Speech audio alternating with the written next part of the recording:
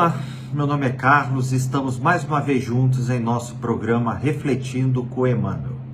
Hoje traremos o capítulo 23 da obra Caminho, Verdade e Vida, ditado pelo Espírito Emmanuel, pela abençoada psicografia de Francisco Cândido Xavier.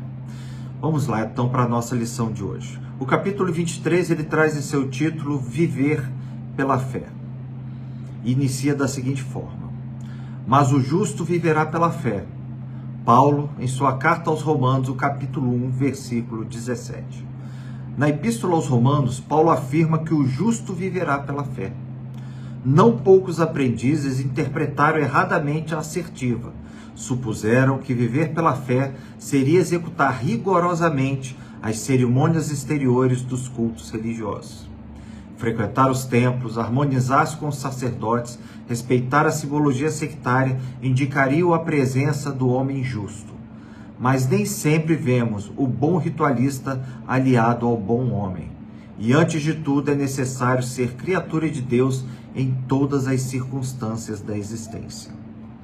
Paulo de Tarso queria dizer que o justo sempre será fiel, viverá de modo invariável na verdadeira fidelidade ao Pai que está nos céus.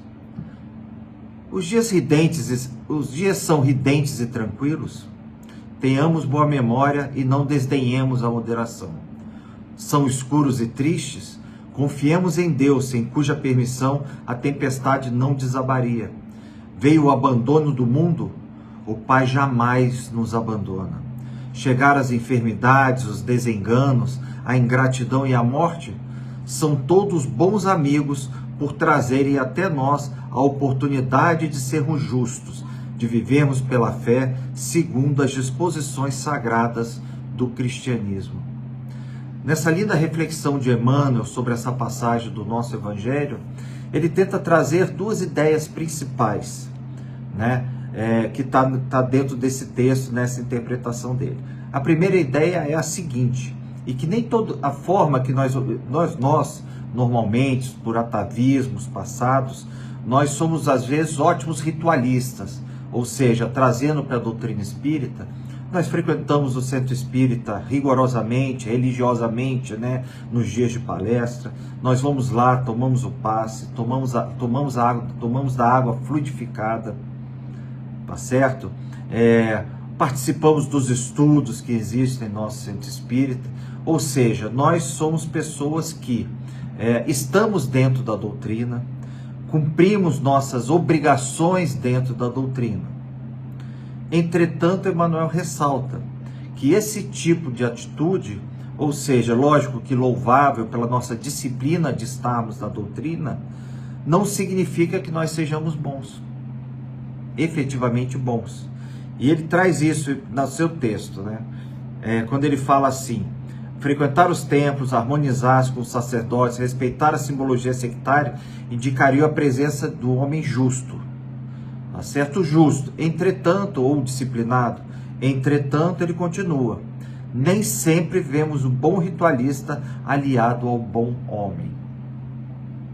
Ou seja, nós não conseguimos, dentro daquilo que nós fazemos, dentro do nosso centro espírita, onde nós participamos das atividades, transportar, ou seja, exteriorizar todo esse conhecimento na nossa vida particular.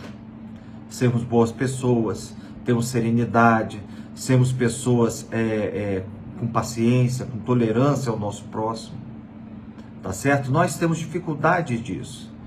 E ele traz essa ressalva nessa reflexão, tá certo? E ele finaliza esse parágrafo: é antes de tudo necessário ser criatura de Deus em todas as circunstâncias da existência.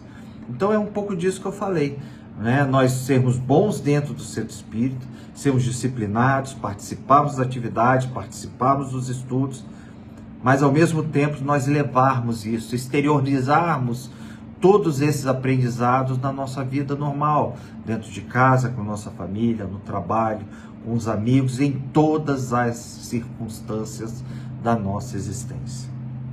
E ele reforça embaixo: Paulo Tarso queria dizer que o justo sempre será fiel, viverá de modo invariável a verdadeira fidelidade ao Pai que está nos céus. Então ele traz uma lhe dizendo que a fé, né, ele faz uma conexão entre a fé, ou seja, ter fé é ser fiel ao Pai que está nos céus, ou seja, ser fiel aos ensinamentos, ser fiel à lei divina, à lei de Deus. Tá certo? Então esse é o bojo do primeiro ensinamento que traz essa lição. E aí ele traz outra, ele prossegue. Os dias são ridentes e tranquilos, tenhamos boa memória e não desdenhemos a moderação. Então, nos dias bons, né, que nós temos, nós devemos ser cautelosos nesses dias bons. Não que nós não devemos aproveitar. Nós devemos sim, né, aproveitar, entender que antes de tudo isso é uma bênção de Deus em nossa vida, mas ele pede também a moderação do momento. A compreensão que o que nós estamos passando nessas alegrias, essas alegrias que nós estamos tendo no momento, elas são ligadas a essa bondade de Deus, as bênçãos que Deus nos coloca. E aí ele traz a contrapartida. Se são escuros e tristes, confiemos em Deus, sem cuja permissão a tempestade não desabaria. E aí ele traz a contrapartida, que nos momentos ruins, é aí que nós somos testados na verdadeira fé, na verdadeira fidelidade a Deus. Veio o abandono do mundo, o Pai jamais nos abandonará. Não nos abandona, trazendo também o seguinte, que nós podemos estar sozinhos, nós podemos nos sentir abandonados pelo mundo, mas o Pai jamais nos abandona. E mais uma lição de fé para nós nos momentos de dor e de abandono, nós temos a confiança, absoluta confiança em Deus, que nós não estamos sozinhos, que nós sempre estaremos amparados pela sua imensa bondade e misericórdia. Chegar às enfermidades, os desenganos, a ingratidão, e aí ele reforça e deixa bem reforçado no último parágrafo. Eles são todos bons amigos, por trazerem até nós a oportunidade de sermos justos, de vivermos pela fé segundo as disposições sagradas do cristianismo. Então ele diz que a dor que nós temos, as dificuldades, as agruras da vida, são antes de mais nada os nossos amigos. No livro da Joana de Ângeles, Psicologia da Gratidão, ela traz inúmeras lições do quanto nós devemos ser gratos a Deus diante das dificuldades da vida. Essa obra traz lições importantes de como nós podemos superar as dores e ainda assim, mesmo em sofrimento, nós erguemos o nosso pensamento a Deus e agradecer, Senhor.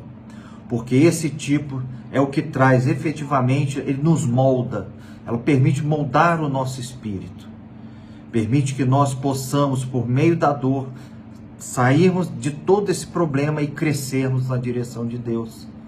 Mas para isso é preciso ter fé, é preciso que nós sejamos fiéis a Deus, fiéis aos ensinamentos que Jesus trouxe por meio do seu abençoado Evangelho. Então, nessa linda mensagem de Emmanuel, nós ficamos com alguns fechamentos que eu vou fazer agora. O primeiro deles é o seguinte: a dor e a alegria são ambos instrumentos da providência divina. Ambos demonstram a presença de Deus em nossa vida. Algumas pessoas podem se questionar, mas a dor também é Deus em nossas vidas? Sim. É Deus em nossas vidas, porque no momento que a dor chega para nós, nós temos a oportunidade de resgatar dívidas antigas que nós possuímos, e por meio desse resgate também nós crescemos na direção de Deus, evoluindo como espírito, como ser humano, né? Nos permitindo assim, passo a passo, né? Crescer, evoluirmos espiritualmente. A alegria também, e não desdenhemos da alegria, ou seja, os momentos de alegria, né, são momentos em que Deus nos proporciona, por mérito nosso também, esses momentos felizes. Tá certo? E é isso, pessoal, que eu queria deixar para nós hoje. Tenhamos sempre fé em Deus, nas suas palavras, em Jesus, nosso mestre amigo, né, que nós possamos sempre nos manter firmes e dispostos a seguir as leis de Deus e treinarmos muito nossa paciência, nossa tolerância, para que nós possamos, aos poucos, evoluirmos espiritualmente. Muito obrigado e até a próxima.